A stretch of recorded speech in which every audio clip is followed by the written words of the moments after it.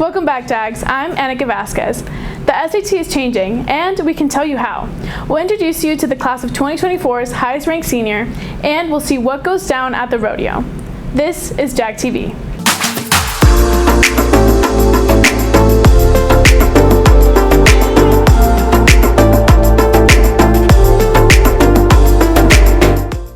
Only this month, the College Board announced changes to the SAT, as more and more schools indicate they are going to make the test required once again.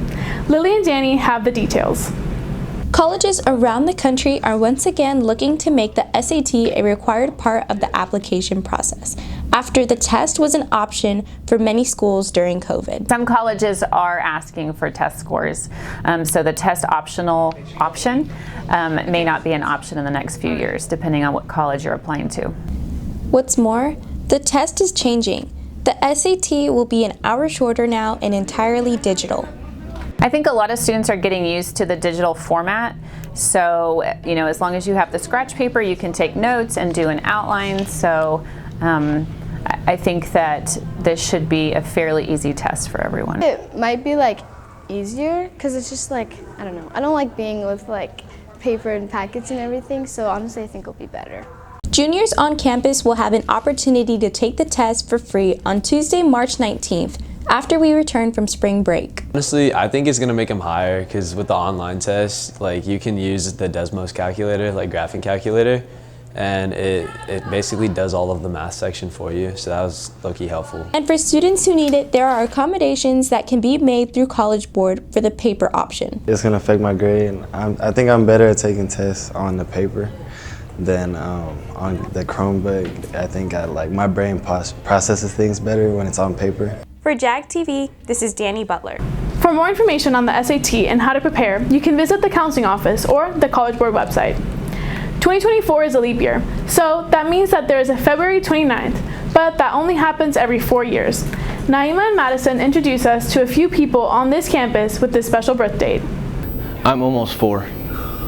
I'm 15 3/4. I'm gonna be 16 this year. I'm 5 in leap years. For only 4 people on campus, February 29th is a special day, their birthday. February 29th only comes around once every 4 years, and that's leap year. Everybody just makes the same joke oh, he'll never be able to drive. But really, having a birthday on a day that legally only appears on the calendar once every 4 years can cause some problems. Technology started coming around. You never got to be able to type in or put your birthday in. So next week, these JAGs will get their chance to celebrate. Probably going to Miami. I always ask for a German chocolate cake. When I went to main event with a couple of my friends, and then we had a sleepover. For JAG TV, this is Madison Sparks. It was probably the most moist German chocolate cake that I think I've probably ever had at this time. Don't forget to wish the people with a leap year birthday a happy birthday. Senior ranks are out, and graduation is nearing. Abigail has more on the district policy surrounding our top graduate. NEISD policy differs from other districts in regard to class rank and the valedictorian.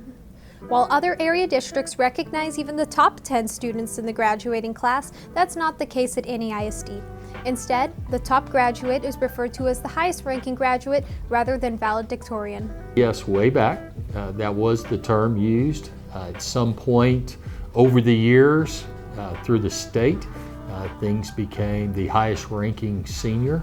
Johnson, they always say not to equal but to excel. And to put it into perspective, football players, when they win the district championship, they receive a trophy or a title. But what about students who excel academically? I don't know, right now I feel disappointed. What about all the work and discipline that I put into the 4 years of high school? If the highest ranked senior would like to be recognized, he or she would need to compete for one of the 4 opportunities available during the ceremony to speak. But it would be nice that during graduation, someone will mention my name. It's say, yes, Fatima has the highest ranking. NISD uses the term valedictorian, also announcing their valedictorian and salutatorian during the graduation ceremony. SAISD and Kamal are the same, additionally featuring their valedictorians on their school website. We try to recognize ours to a degree, along with all of our other awards that we give. We announce usually our highest graduating seniors announced during senior awards as part of their scholarship package that they are receiving. Any ISD also differs from other San Antonio districts with class rank policy. For the class of 2025 and beyond, student ranks will not be distributed on transcripts automatically. This year's seniors are the last to universally receive their ranks. Many juniors disagree with the policy change. I do have my rank, but not through Skyward or my transcript. I got it through asking my counselor. I do wish they distributed ranks to everyone. If you could see your rank, then it'd be easier to know if you want to move up or if you're happy where you are. I definitely think it should be more than like the top 10 get their rank, but I feel like not giving the rank is pretty good, pretty relaxing. For JAG TV, this is Abigail Henning. Along with other action in February, San Antonio is ready to rodeo, and as the 75th annual stock show and rodeo wraps up, we show you why the rodeo has become a citywide phenomenon. Here's Ethan and Jordan with JAG Sports. What's up, Jags? Welcome back to JAG Sports. This week, we wind down towards the playoffs of the boys basketball season. We highlight soccer as they hit the midway point of district, and we take you down to the Frost Bank Center for San Antonio's biggest winter attraction. This is JAG Sports.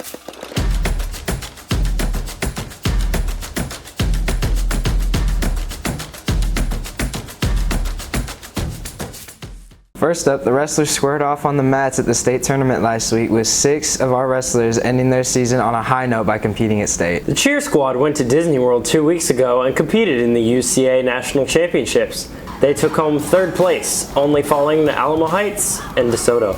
The boys basketball team took on Madison with their playoff lives on the line on Valentine's Day. They fell to the Mavs in a battle, 51-45, and had to play Churchill in a play-in game on Friday, where it was simply win or go home. The Jags earned a huge victory over the Chargers, 54-49, and advanced to the postseason. Soccer teams will be taking on Roosevelt this Friday after earning big wins against Madison. The boys won 1-0 and the girls remained undefeated in district, winning 3-1. The swimmers who advanced to the state meet will be competing this weekend at the University of Texas in Austin. And it may end in just a few days, but the 75th annual Stock Show and Rodeo has once again brought thousands to the Frost Bank Center for a lot more than a concert. From the Frost Bank Center, I tell you more about why the rodeo season is can't miss. What's up, Jags? I'm here live at the Freeman Coliseum, where one of the hidden gems of the annual San Antonio Stock Show and Rodeo takes place, the Youth Rodeo. From a young age, cowboys and cowgirls compete in rodeos all over the country, with hopes that one day they will be in the PRCA Rodeo, which takes place inside the Frost Bank Center. Kids in the seniors division ride for a chance to win scholarships from an organization that's given out over $255 million to students across Texas in its 75-year history.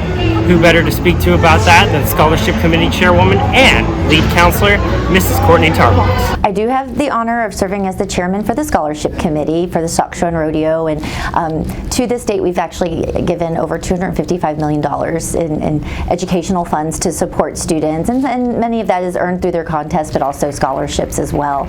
So as the Scholarship Committee, we work to help find good educational partners, and then they award the scholarship. So for example, there's a scholarship that we help support a program at A&M in their Ag Science program, or we've supported programs at UTSA, and so we try to really help support students across the entire state of Texas through different universities and educational programs. At the Frost Bank Center, there's something to offer for everyone, whether it's the country singer for the evening, bull riding the main event, or even barrel racing. There's something everyone's gotta like. So out at the rodeo, there is something for everybody, really. There's all sorts of great activities for younger kids, but also older kids. There's great music, and there's all different kinds of music. They have different stages and things out there. Of course, there's like great experiences for food and different types of foods, lots of shopping, and of course seeing all the great kids showing all their animals and different exhibitors. There's a really awesome horse show and different events going on.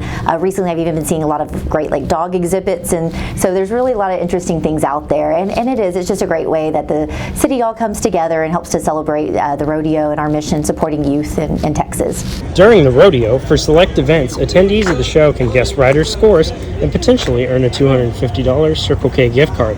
There's also some special appearances depending on the night which you attend the show. This year, there was a night where special ops members from the U.S. Air Force showed off a simulated battlefield rescue. One thing is for sure at the rodeo, you never know what's coming. Yes, I think that just helps to make it more interactive, and so for people to be involved and a little bit more vested in what they're watching, but then also encouraging them to learn about the events and how it's judged, because if they guess a score that's just really off the chart, then they might wonder why, and then kind of learn a little more on what are the judges looking for and how is this sport scored. And finally, the greatest of the greats end up here. The San Antonio Stock Show and Rodeo Hall of Fame is where the best volunteers, founders, chairmen, and even a clown end up. The rodeo in its 75 years offers something for anyone and everyone and continues to be a can't-miss event. From the San Antonio Stock Show and Rodeo Hall of Fame, this is Jordan York. That's all for this week, Jag. See you next time with more Jag action.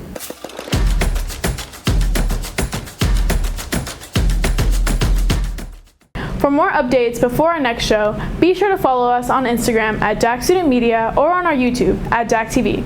That's all for this week. See you next time, Jags.